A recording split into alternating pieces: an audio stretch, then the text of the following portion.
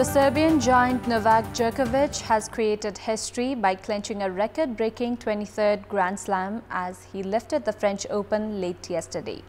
Djokovic earlier was tied with Spanish star Rafael Nadal, who missed this year's tournament through injury.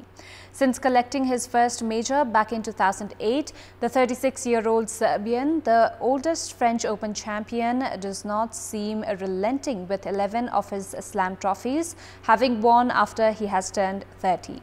Good morning, I'm Sarah Chitrakar and these are the headlines of the hour. Discussions to be held on the complaints filed against Justice Harikrishna Karki's recommendation for the post of Chief Justice during the meeting of the Parliamentary Hearing Special Committee today. Lack of coordination evident among various infrastructure development bodies. Haphazard development works giving way to rising public frustration. At least 10 people were killed and 25 others injured after a bus carrying wedding guests rolled off a ramp at a roundabout in the Hunter region in Australia's New South Wales. And the new world #1 Novak Djokovic makes short work of Casper Ruud on his way to record-breaking 23rd Grand Slam victory with the French Open title. Discussions will be held on the complaints filed against Justice Harikrishna Karki's recommendation for the post of Chief Justice during the meeting of the Parliamentary Hearing Special Committee. The meeting is scheduled to begin in a short while. The committee secretariat has said that lawmakers will be informed about the 29 complaints lodged against Justice Karki and discussions will dwell on the issue. On 30th May, the hearing committee had given a 10-day deadline inviting complaints against Karki, who was nominated for the Supreme Court by the Constitutional Council on 8th of May. Acting justices have filed complaints against Justice Karki based on financial and legal aspect. Another writ has been filed at the Supreme Court against Prime Minister and CPN Mao's Centre Chairperson Pushpa Kamal Dahal. Former child combatants, including Lenin Bister, filed the writ alleging Dahal of war crimes by involving children in the decade-long armed conflict, which is against international human rights law. The first hearing on the writ, in which accusations have also been made against former Prime Minister Baburam Bhattarai, has been scheduled for tomorrow. The writ petitioners have argued that their contributions have been devalued. They have said that no compensation has been provided to them by the government or the party. Furthermore, the writ has demanded an interim order to suspend Prime Minister Dahal from his post. Prior to this, the Supreme Court administration had refused to register the writ. However, the single bench of Justice Ananda Mohan Bhattarai had directed to register the writ. The issue of the writ filed against Prime Minister Pushpa Kamal Dahal has been raised during the parliamentary session. During the meeting of the House of Representatives held yesterday, lawmakers demanded the resignation of the Premier, citing that the case has already been filed at the Supreme Court. Rashtriya Prajatantra Party lawmaker Gyanendra Shahi demanded the resignation of Prime Minister Dahal, citing that it would be undemocratic for him to remain the country's top executive with a case registered against him at the Supreme Court. Meanwhile, CPN Mao's Centre lawmaker Madhav Sapkota raised concern towards Shahi's remarks. Sapkota urged to remove Shahi's remarks from the records of the Parliament, citing that the Premier has been alleged against political ethics. Meanwhile, Speaker Devraj Khimire said that the Parliament's attention has been drawn towards the issue. Construction of physical infrastructures, including roads, drainage, drinking water and electricity, continued throughout the year in Kathmandu metropolis. However, lack of coordination between these entities have been witnessed in majority of the places. Due to this, infrastructures that are constructed are damaged in no time and left stranded. The Kathmandu metropolis repaired the road section in ward number 16 of capital's Balaju.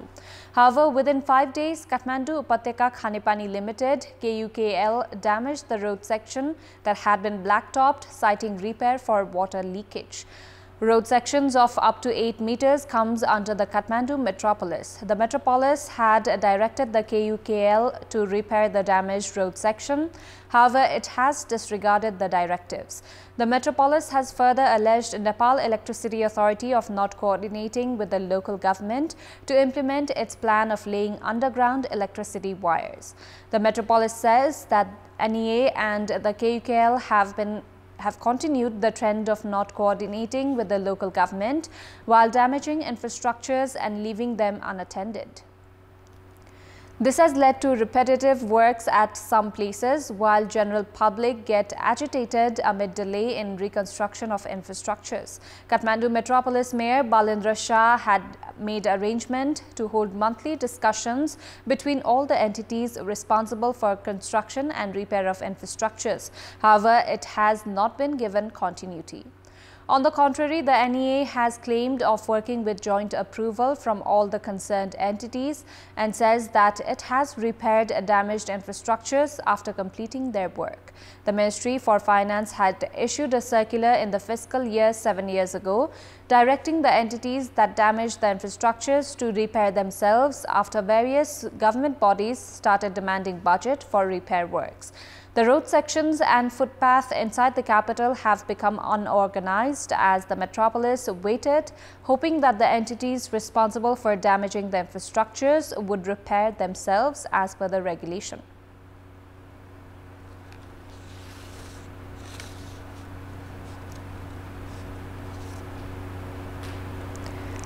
In our Public Voice segment, we had asked people in several provinces regarding the coordination between government entities for development works. Let's take a look at what they had to say. Public Voice. महानगरपालिका र सरकारी निकाय मिलेर काम गर्यो भने झन राम्रो हुन्छ. कतिपय यो संरचनाहरू चाहिँ बनिरहेछ, त्यसमा चाहिँ खासै युज भएको छैन. त्यो मिसयुज हुँदाखेरि चाहिँ त्यो समन्वय नभएको कि भनेर देखिन्छ. सरकारले त्यो स्थानीय निकायसँग समन्वय गरेर विकास तीव्र गतिले बढाउनु पर्ने त्यति भए छैन. योजनाहरू डुप्लिकेसन भएको देख्दा समन्वय भएको देख्दिनौ. रोड बनिसकेपछि तपाईले फेरि आएर त्यसपछि चाहिँ विद्युतले त्यो रोड खन्दिने हुन्छ. खानेपानीको त्यस्तै अवस्था छ. सुरुमा सहकारी भएरै अगाडि बढ्छ र अनुगमन चाहिँ फितलो देखिन्छ. पहुँच भएको आधारमा चाहिँ निर्माण कार्य भइराखेको हुन्छ. समन्वय भएर चाहिँ कामहरू भएको भएदेखि चाहिँ खानेपानीका धाराहरू विद्युतमा किन काटिन्थे. तिनै तहका सरकारका प्रतिनिधिहरू बसेर योजना निर्माण गर्दा यसको नतिजा राम्रो आउँछ. कोअर्डिनेसन नभएको कारणले विकासमा तीव्र गति दिन नसकेको हो. सरकारी निकाय र वीरगञ्ज महानगरपालिकामा जुन छ नि समन्वय राम्रो छ. यहाँको भौतिक निर्माणको कार्य राम्रो सञ्चालन भइरहेछ.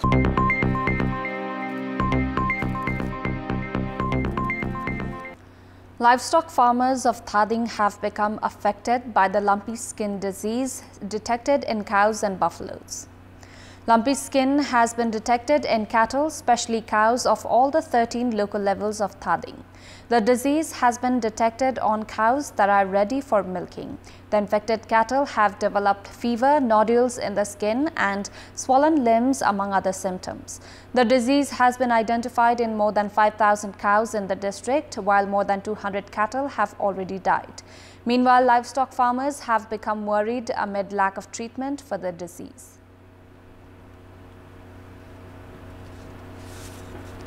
Time now for our segment, Public Pulse, where you text us with your opinion. Public Pulse. Here's the question: what should be done to stop vegetables grown by farmers from rotting in the fields? The options are A. Facilitate marketization, B. Make imports strict, and C. Construct cold storages. Voting is on. Type any WS, select your option A, B or C and send it to 34001 to share your opinion with us. Time now for international update.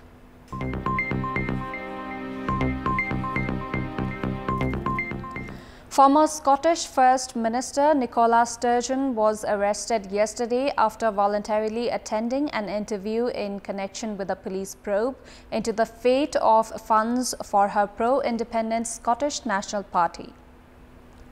Police were seen driving past her home in Glasgow. The police investigation is looking at what happened to more than £600,000 in funding, which was raised by Scottish independence campaigners in 2017 and was supposed to have been ring-fenced but may have been used for other purposes.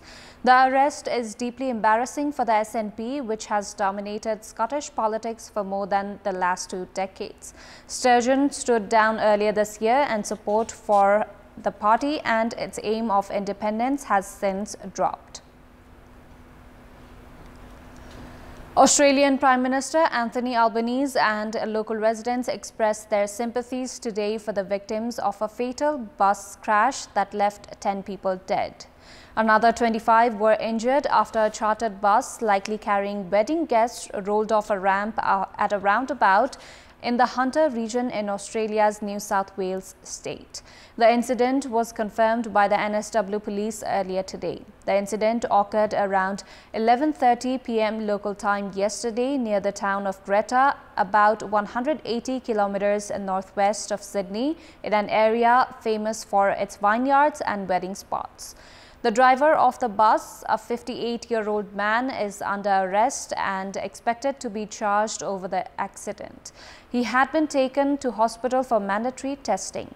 At this stage, it appeared to be a single vehicle collision, police said, as they tried to identify all passengers. Police said some people could be trapped beneath the bus, which was lying on its side. Ukrainian President Volodymyr Zelensky said yesterday that work has already started into an investigation by the International Criminal Court of the breach of the Kakhovka Dam and the vast flood it triggered. Zelensky said it was important that international legal experts saw the aftermath of the disaster, including incidents of shelling of flooded areas. Officials said 3 people were killed yesterday in Russian shelling of boats carrying evacuees. The president said Ukrainian rescue teams had evacuated about 4,000 residents from affected zones, including areas on the Russian-occupied east bank of the Dnipro River. Before wrapping up, here's a look at the top stories once again. Discussions to be held on the complaints filed against Justice Harikrishna Karki's recommendation for the post of Chief Justice during the meeting of the Parliamentary Hearing Special Committee today.